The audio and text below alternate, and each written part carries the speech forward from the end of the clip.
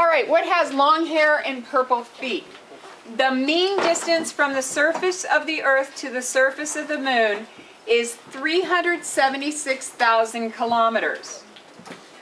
Are we going to go to the right or to the left?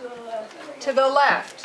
We're going to go, so we're going to wind up 3 76/100ths because you want to go with the ones digit, right? So we know we want our decimal to land here. We want to go to the left, 2, 3, 4, 5. That's where we want to land, times 10 to the 5th. So box number 1 is going to say E. And it really is.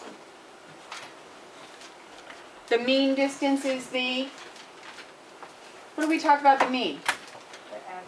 The average, not the moon's angry at us. Okay?